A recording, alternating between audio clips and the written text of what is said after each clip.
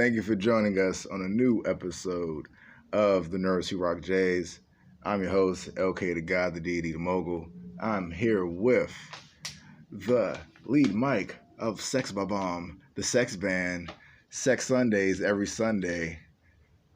Go ahead, tell them where to meet you at, man. Bar 919 down in Waldorf. I'm sorry. We're down in Waldorf. Make the journey. It's not too bad. We're straight off Crane Highway, Bar 919. Wakandorf. Definitely great spot. One of the hottest spots out around the way, man. Great vibes there. Great drinks. Bartenders will get you out the way. We've got some big time talent coming this week. We got All Hail Band. Band we're both familiar with. And we've got C.Me. Great producer, singer, songwriter. And then we've also got my homie Nisho Soul this week. So we've got some big talent in the building. Of course, you'll get a set from the Cortland Experiment as well. We'll play a few jams for you guys as well. Mm-hmm. So yeah, we got a lot of exciting stuff going on this week. Now, tell them where they can get some merch from. You get some merch from me, man. Hit me up. You gotta hit us up like a street team. I'm working on getting the shipping up and running for the shirts on a mass scale. But for the most part, you can pull up to a show or just hit me up in my DMs.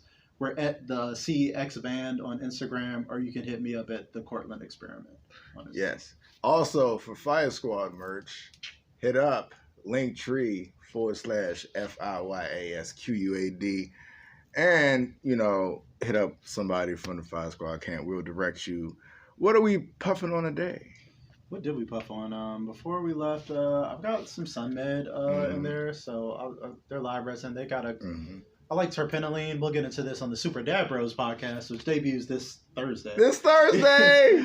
But more cannabis related stuff. But I'm a slut for terpenoline. It's a terpene called terpenoline. And we don't slut shame here. Yeah, and it's like my favorite terp. It's my favorite flavor of dabs. So they have a ice cream cake crossed with a Voyager, which has that sweetness of the ice cream cake, but it's got the terpenoline of the Voyager. Love it. It's a live resin, so it's nice, cost affordable option. And then I've got some Evermore. I just did 2 grams of the Lucky Orchard, whatever. Orchard, okay. That shit's gas. Evermore, y'all keep doing that rosin game. I love y'all, man. Keep it up. All right, so let's start off like this. Let's get your takes, because we haven't got your takes. We've been doing a weekly breakdown on Bleach and JJK. Let's start with your takes on Big Dog Bleach. I am astounded.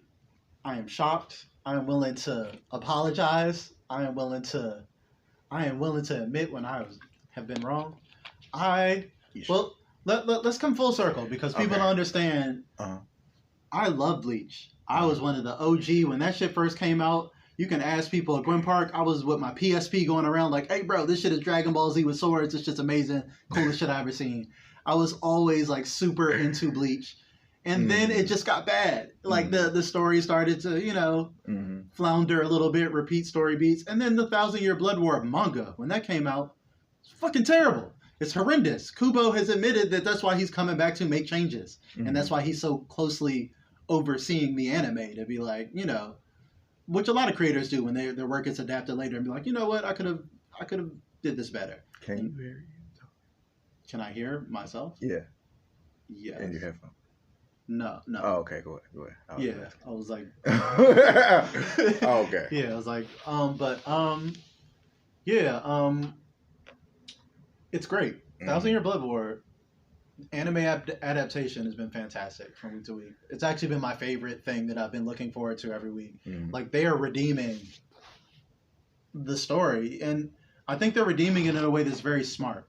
I think they're revisiting it in a way, and it's paced in a way. One, it's structured differently. When Bleach was first airing, it was airing as like a typical shonen, like One Piece and old DBZ, where it had like 1 million episodes. It didn't have seasons. It would just air year round, which means lots of filler, lower budget, much slower pacing. You have to drag it out to be like, hey man, we got to do like 100 episodes this year rather than 20. You know what I'm saying? So that kind of adjust the pacing. So with this more concise, breaking it up into cores like this, is just making the pacing for Bleach, which is not. Let's keep it real. Not the most advanced story. You know what I'm saying? It's pretty simple story-wise. Not the deepest. It's more for the drip and the fights. Yeah. The fights and the drip. it's got some good story beats, but like you're not there for deep exposition for Bleach. All right, so let's delve deeper. What course corrections have you seen that they made since the manga and the Thousand Year Blood War to now the anime? One is just I think like I was saying before, the pacing and just the speed of it, not dragging on things. I think there were a lot of just plot threads that they're kind of gently touching on that they just omitted, like just completely before. So there's just like a lot of little touches that is just like little character beats, little characterizations to make you care. Like example, Yamamoto in his relationship with his lieutenant. I'm pretty sure we didn't get all of that in the manga of like how his Bankai stuff and how he was, actually like I don't even know that dude's name. Yeah. Like when he got killed, it's just like, oh yeah, he's the vice captain from the first squad. Yeah. I don't know who that is. Right. We haven't seen him do anything, or I don't even know what his personality is, or like why is he, So to get those little beats, a little bit more about Yamamoto, his attitude, a little bit more backstory touching on things. And the way he went out was tragic as fuck. But yeah, that's still look. You can only do so much to correct a story that you're adapting, because I still thought that was stupid as shit. The Stern Ritter's ability is to just be a doppelganger of the guy. You didn't notice this wasn't the guy you were fighting? Substitute. Yeah. Like, what? You substitute. That's it. Yeah, that's a little crazy. Yeah. But I really just like stylistically, the animation choices, like just the core of the way it's animated. Oh, yeah. Like, Rukia's Bankai, chef's beautiful fucking kiss. Beautiful. Because even in the color pages in the manga, it's like, yeah, it's just white. Look like she's wearing like a cool white gown. This show to make it look like ice with the textures and like just great. Even Renji's Bankai, like I like that. Very underwhelmed by that in the manga. We're just like, okay, but this one they move some story beats to have Mask beat up some stronger people more. Like he beat up more people before. He beat up 3 lieutenants and 2 captains before Renji got to him, which kind of showcases Renji's strength, his glow up and strength a little bit better, rather than just being like, he wiped out these visor guys that know him, but like him wiping out like some more guys like Ikaku, who we know has Bankai, and other people like that. It's like, okay, this guy wiped out. I can't wait to see Ikaku again. Yeah, I mean, like lots of characters too, and I think they're not spending too much time on the Stern Ritters. Like, yes, like they're not that important. They're villains to show up to fight and be cool. You know what I'm saying? Like we don't. So I think it's just been smarter in the way it's paced and what they're focusing on in terms of time. Oh, just little details. Again, stylistic stuff.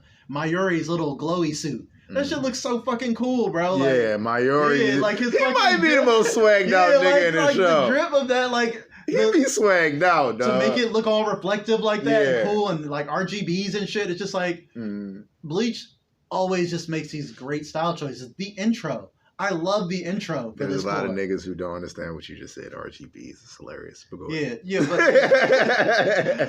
But colors. But but even the intro is what everything I love about Bleach, where it's like the intro is just this quirky, the characters being in the real world and real world clothes in these real world scenarios that mirror what they're doing in the show, but like how Bleach doesn't take itself ultra serious. I like the way that they interconnect the title.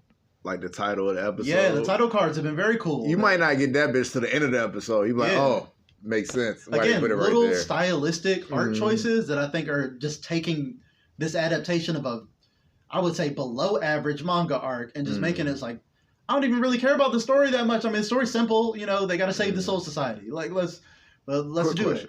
Is the dog captain? I forgot his name, but he's the dog. Komamura. Is he dead now? I don't remember. And you know what? I read it like twice, like the 1,000 Year Blood War. That's how bad the arc was, where it's just a lot of details. Like I remember the main beats, but like I got to a certain point where I was just like, what the fuck is this? What am I reading every week? And I kind of checked out. And I was just kind of in it because of the investment. Like I was reading Bleach so long, I want to see how it finishes, but like, what even is this every week? Like it got to a point where it was dragging, and I was like, the art had fallen off. I know Kubo said he had some health problems, and he had some issues with Shonen Jump and the editorial stuff, but it's just like, the art was bad, which is something you would never say about Bleach before. Like, the art on Bleach has always been fantastic. Pristine, So it's just like to see the art be sloppy and just kind of like, I don't even know what some of this is. Like, when I saw some of the Bankais and some of the characters, I didn't even know what the fuck I was looking at. Like what's his name? Urahara's Bankai, and then we'll see Captain, the lazy, he's the new promoted first captain, his Bankai and stuff like that. Like, I don't even understand what the fuck I was looking at. And it's just like, so I think they're just making great stylistic choices. Zaraki Kenpachi cutting a meteor in half is never not going to be cool. How the fuck is that not going to be cool, bro? His big ass sword, meat cleaver. It's like, he would have a big ass axe. I'm like, yeah, that makes sense. His sword basically does what we were told Ichigo's sword did early in the story before they kind of forgot about it. Like when Ichigo actually had unique abilities that made him interesting. Like he's an interesting character, but like I hate that his powers are just like Getsuga Tensho. I put on a mask and do a bigger Getsuga Tensho. And then I do Bankai and do a bigger Getsuga. So that's it. You do energy blast from your sword. That's your unique thing that your sword does. It just shoots energy. It just doesn't seem... It's a Kamehameha, basically. And then I thought his Bankai, when they explained it initially, was super speed. But then that just kind of faded away, too. He just wasn't fast. Everybody was as fast as him. He's just fast as fuck, and it's just like, then he's just not fast. So your Bankai just makes you look cooler and give you a black Getsuga Tensho, which is cool. But, like, I mean... Yeah. So I think, Bleach has always had little issues in his story. Aizen being the biggest issue still. Like, you made a villain so utterly powerful, you couldn't write your way out of how to defeat him. Yeah. And he had to basically defeat himself through sheer incompetence. The man still never broke out his Bankai. Like, he beat everyone. He beat, 12 captains at one time with his Shikai while sipping coffee. While just big chilling. And then on top of the fact, just be like, oh, I don't even need my sword. I'm just that strong. What? I'll just do hands. You just want to go hands? Like, I'm also... How the fuck is he this strong? Like, Bleach has had issues, but I am enjoying the shit out of 1,000 Year Blood War. I don't know if Komamura is dead. I don't remember. It doesn't matter. It doesn't matter. That was his big story thing at the end. Like, they give all the popular characters, like, a moment to shine. Right. That was his moment. So let's move on to another popular anime that's about to heat the fuck up. JJK, August 31st. The real shit. Oh shit, is that this week? Next week. Next week, okay. Yeah, soon. It's about to turn the fuck up. The Shibuya Incident arc. It's about to go down. I've read it. I know you've read it. It's about to go down. We don't have to spoil anything. We can just watch it. Now, to the main event, Blue Beetle.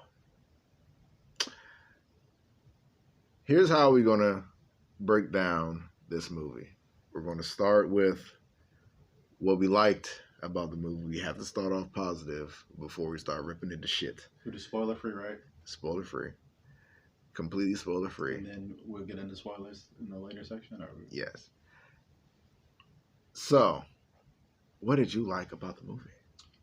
I actually liked a lot about the movie. I thought it had a lot to like about it. A lot to like about Blue Beetle. I like the Blue Beetle character. I was first really introduced to the Jaime Reyes version of the Blue Beetle character through Young Justice, the Young Justice show. Yes. Which I love. I love too. Fucking love that We show. all loved it before they killed it. Yeah. Anyway, but yeah. I thought there was a lot to like. I thought the actor was good. He was a good Jaime, like I thought the family was good. I know some people were mixed about the family, but I thought the family stuff worked. I thought the fact that the movie didn't take itself too seriously was smart. I think it was even smarter that it was kind of self-contained. They kind of probably saw the writing on the wall of what was happening with the DCEU. It's like, let's just have this loosely connected to DC, but very loose, so it can fit into maybe a future reboot. Which the movie, from what I have discerned, just from my putting two and two together, James Gunn saw this movie. It was like, this is good enough where I think people might want to see the character again. Yeah. So smart move to kind of just and for him to kind of hedge his bets to be like, this is not a DC movie in my DC universe, but he's a character in my DC universe. He's there. Yeah, so it's like smart way to hedge your bets. That's very clever. So I think they did a lot to like. I think it has heart. I think it's fun. And I'm trying to stay positive. The suit design is awesome. I think the suit looks amazing. I thought, and I think they touched on some stuff very lightly. That's actually pretty heavy for some DC property. They got into some stuff where I was like, oh wait a minute, is there was like a deep movie in here somewhere they kind of dumbed down and wanted to make more fun and family friendly. It seems like, but for the most part, I liked it. I had a good time with it. So Blue Beetle. For me, it was a good movie.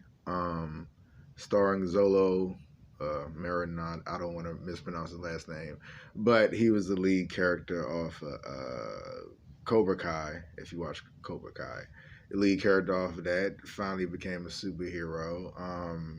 He did good in the movie. We have George Lopez did a lot of heavy lifting, especially if you don't have enough name recognition with the cast that they have. Susan Sarandon, basically doing the. If you ever noticed the trend of more seasoned actresses and actors interjecting themselves into like superhero propaganda, being like, I'm gonna do my hand at a villain, and they work out a lot of the times because they're professional actors and actresses, thespians. So I really like the movie.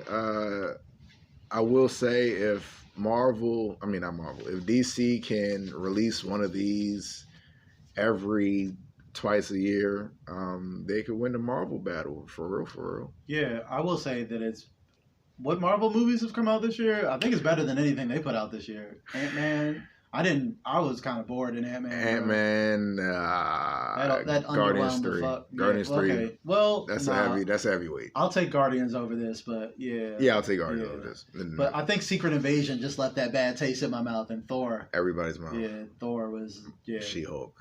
Yeah, She-Hulk wasn't as terrible for me. I like shows like that who don't take itself seriously is not as bad for me. Like She-Hulk was supposed to be like a light comedy, sitcom-y, 30 minutes. Like I ain't as mad at She-Hulk as everyone else. You know what I'm saying? That wasn't as bad. It wasn't great for me. I didn't say it was a home run. I wasn't thrilled to tune in every week either. It wasn't like, oh shit, that new She-Hulk dropping. No, it wasn't. It definitely wasn't that. But no. It was fine. Like She-Hulk was pretty average. But again, that's what Marvel's come to. It's just like obligatory average. Marvel average TV at this point. Average student. It's like that kid that keeps getting 2.5 grade point average. Yeah, you're just watching because we're invested. Like I've been invested since I was in high school. So now it's like, I mean. So, anything else before we go into spoilers? No, let's get into the nitty gritty, man. Nitty gritty. All right, so boom.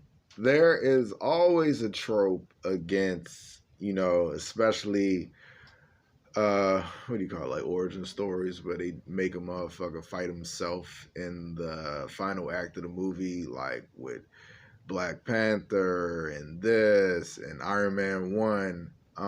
Although OMAC is a real character, they didn't have a very compelling final boss fight. Or final boss, because they didn't give him a lot of stuff to do besides being brooding and menacing and stuff.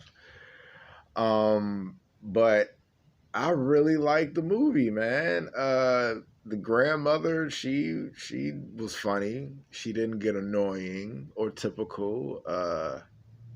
They gave him Uncle Ben moment. Yeah, that's what I was gonna say. That worked the emotional core. I almost got teary jerked in that joint, and that was like I was not that emotionally invested in the movie. It was just light. But I got a little teary at it too. Yeah, that moment they really, and it was kind of shocking for a movie that's been that light. Mm-hmm. So you'd be like, they're not gonna actually kill. Oh shit! Yeah, he's dying. Kill him. And these actors are selling it like their dad is dying in this moment, and like holy shit. And I was just like, I felt the grief for them. I was like, these actors, they're killing it. I was like, I felt something. Poor choice of words. And which is kind of weird because the film's weaknesses are the cliche parts. You're talking about it's like a lot of just cookie cutter standard superhero tropes that it just checks. Yeah. And it's just like we're bored of that by now. Yeah. So that's the stuff that didn't work for me. It was just like the generic origin, the fucking generic ass villain. Like you said, both villains, like they tried to give one dude a little personality at the end, but it's like too late. It's just like, oh shit, he has a backstory and he's gone. He's gone. He's about to die. Yeah, so it's just like he might not even be dead. I don't think it's like, but that would have made him more interesting to the movie if we knew something other than he's just robot man asshole. Like that's henchman. Yeah, henchman dude. One note henchman, and Susan Sarandon as just racist white lady. Yeah, like no discernible personality. I was like, okay, you're just like mustache twirly evil. Like, okay, you're okay. We get it. You're evil. Now, talk about the Blue Beetle lore. All right, so I'm not like the biggest Blue Beetle lore expert, but I know a little bit. Like I said, they seem to be pretty respectful and reverent of the lore, which I was also impressed by. I thought they were just going to stick to mostly just this third, generation Blue Beetle. Mm-hmm. But they, like I said, they did the shout out. They talked about Dan Garrett, who's the original Blue Beetle. They talked about Ted Kord, who's like the most famous Blue Beetle, the Silver Age, whatever, Blue Beetle. And I thought they did a good job handling all that. I thought the Blue Beetle suits look cool. How they explained how he's like a more fun version of Batman. You know what I'm saying? Yeah, it's like a Batman with a sense of humor. His gadgets are more goofy and quirky and not all dark and brooding. Bright colors, spandex. The fact that they established like, oh yeah, he was a hero back in the day. Yeah, we know whatever happened to him, and kind of explaining the mystery. I kind of was onto the fact that like, yeah, he's still alive, right? Because Blue Beetle's kind of like Ted Kord is kind of an important character to just be like randomly disappear. We don't know what happened to him, so it's like his best friend is Booster Gold. And so he probably out doing some superheroing with his homeboy, maybe lost in the time stream or some shit, doing some stuff. But like, cool. Like, I'll be down to see Ted Kord come as be like a mentor figure to Jaime. Yeah, we'll see what happens with that if they actually bring him back. That's the thing about these movies, man. They try to like leave them in a spot where it's ambiguous if they could come back, but they still leave like a couple thread pieces for like if they do return. Like they kind of wrapped it up, but they could return. Basically, we have no indication that this is in the DC universe, besides the fact in the opening credits they said it was part of the Saffron Company. Yeah, did you notice that? Yeah, that's just done, son. That's just done. That's just done. That's why this is loosely connected. Now we're on the Superman legacy. Well, this is the first one that said it was a part of the Saffron. This is the first time seeing Saffron's name on some shit. Yeah, but like I said, the next one's the real start. James Gunn being clear, like Superman Birthright is the beginning of the connective actual DC universe. So we'll see. But like I said, there weren't any connective tissue at all to DC. Like I say, if this movie does well enough, you can probably see Jaime again. Let's just say if people like the character, which seems likable, but like box office is gonna determine. Probably whether we ever see this thing ever again. Yeah, there's no indication. I will say about this movie, the biggest thing that I've seen from other reviews that I can co-sign for frustration was the tonal difference between Jaime and his family in terms of murdering people. Because this whole movie, he is crying like a little baby back bitch about like, oh, we can't help, well, no, we don't want to kill people, while there are people directly trying to murder him. I'm not gonna let you do that. Some of our favorite anime protagonists are big criers. Yeah, I'm just saying no. But some of these situations were extreme, where there are people where she's like, turn the machine guns on his family and murder his family in front of him. Yeah. And he's just like, no, but we can't kill these guys directly trying to murder my family right now. It's like, no, I think this is the time where you can let the suit do his thing, bro. I don't think anybody will look down on you, if you off these guys, just, to neutralize Spider-Man the threat. doesn't kill either, man. Well, I'm just saying, so you want your superheroes to be killers? No. This is what I'm saying. This is not the Snyderverse. No. This is what I'm saying. It's a dichotomy of Jaime being like, I don't kill, even in extreme situations where killing would be justifiable, like self-defense. But then his family, George Lopez is cracking jokes while he is murking people in that bug machine. He literally cracked a joke when he impaled a guy on the fucking thing. It was just like, they're playing some fucking Motley Crue. Grandma's coming out here fucking mowing people down in a machine gun. Yeah. And it's just like, you didn't seem to have a problem with that player, but you were all of it just like, I can't kill this random. It's like, bro, you better get on with your family, bro. They have no problems. They're actually a little too bloodthirsty. Y'all gotta chill. Well, this is the origin movie, CJ. He can't be a certified murderer already. Well, that's a change that they made to the suit. Because Khadija, or whatever, as we saw in Young Justice, usually starts off a little bit more murdery. Where the suit's like, hey, you should definitely kill this guy. You should, I'll give you a fucking perfect weapon to split this person in half. And he's just like, oh, well, chill. So I get that. I think they just went too extreme where it's just like the situations were like justifiable. Where it's just like there's a lot of people directly trying to murder you and your family right now. Like you. Time out. You know what I just noticed? Why didn't they have him fight Black Beetle? They can say that for the future because they didn't really get into the lore of the Reach. Okay. The Reach. I forgot all about the Reach. Yeah, they didn't get into the lore of the Reach. That's like Blue Beetle's people. Yeah, what the Scarab purpose was.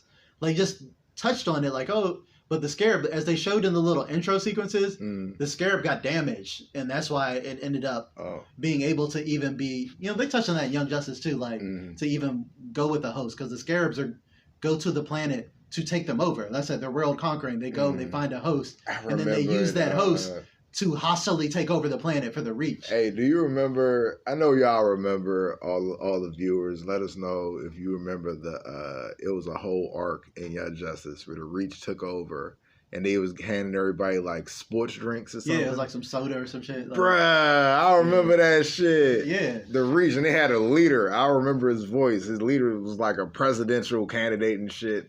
Yeah, but that's what the Reach said. They conquer planets. They're mortal enemies of the Green Lanterns, which is how Jaime's 2006 comic opens with just like Guy Gardner trying to murder him. And he's just like, I don't know what's going on. I'm just a kid. He's just like, my ring is telling me this is extreme danger. I have to neutralize it. He's just like, I don't know what's going on. I'm fighting the Green Lantern, but I don't know what's happening. I didn't know they were connected. Yeah, so they're tied into Green Lantern lore and like I said, the greater stuff. But we didn't get into any of that. So it's like, future sequel material. It doesn't look like it's going to make enough money to get a sequel, but if we did get one, they could get into the Reach, or if they were going to connect it to other stuff. Now if they can connect it to Green Lantern stuff, it might make more sense for them to do something like that. All right, so post credits. One of them was a gag. Yeah, one of them was just throwaway George Lopez joke. But the other one is Ted Kord is alive. Yeah, we kind of talked about that earlier. It just opens it up for story beats so that they can cast a Ted Kord, bring him in. Yeah. He can be another facet of the DC universe. I mean, Blue Beetle's a big... No, I wouldn't say a big deal. Not like an A-list for the layman's non-comic reader, but he is a big deal in terms of the DC universe and their legacy. So, KTLO kept the lights on. Who kept the lights on in this property? I think I'm on Uncle Rudy, man. Uncle Rudy, definitely. George Lopez was funny in this movie, and I think he had the heart when he needed the appropriate heart. And, yes. It was cool, like I said. I liked Uncle Rudy. So, how many flames out of 100 would you give this? I had some time to ruminate over this over the past, couple days, but I'm gonna go with the 70 out of 10. Ooh, 70 out of 100. Solid, but it's still just it falls for too many of the tropes, you know what I'm saying? Like, it's just too much of it was just like stuff with predictable stuff you've seen before in superhero movies. But I liked all the stuff in between that. So it's just like, it had more heart than most of these things have. And like I said, it looked good. It was solid. I had a good time, but I can't say it was like spectacular that blew me out the water, Well, me personally, I'd probably give this movie, I'd give it a 78.8 out of 100. I feel good about 78.8. That is mad specific. Yeah. That's just how I feel. I go with how I feel. Like I feel like I can't give it an 80 because 80 is like too good. Yeah. That's like Guardians level, Yeah, 80 is Guardians. Yeah, 80 is like I gave Guardians like Iron Man 2, which is one of my favorites. Yeah, just admitted that this wasn't better than Guardians. So it's not. It's not. It's middle of the pack. But like I said, if DC could do this twice a year, they could win the Marvel fight because Marvel ain't really. I think we got a lot of fatigue with Marvel. A lot. Yeah, a lot. And superheroes in general, just like the same type of movies. I think this kind of hits it too, where it's like we've seen so many origin stories of heroes. The generic girlfriend, we didn't even touch on that. The generic love interest. Yeah. That kind of just comes out of nowhere. Just, I don't know, man. It's just, we've seen a lot of it. So it's like a lot of that stuff didn't work, but it wasn't terrible. It's just like, I've seen this before. I've done this before. I've done this before. Yeah. Unless you're going to put an interesting spin on it. It's like I've just seen a lot of this, so it's only like because it has so much heart in it and a little bit of style that it kind of carried it for me. Right. All right. Yeah, we could stop right there and tell everybody for thanking us. No, thank everybody for tell everybody thank you for joining us. Jesus, I'm sorry. Yeah, I'm cooked. Thank you for joining us on a new episode of the Nerds Who Rock Jays. Please subscribe on YouTube. Leave a comment, leave a like. It helps our algorithm. If you need some merch from the Fiyasquad or the Colon Experiment, just hit us up on IG or Linktr.ee /Fiyasquad. Tell someone you love them. Gang.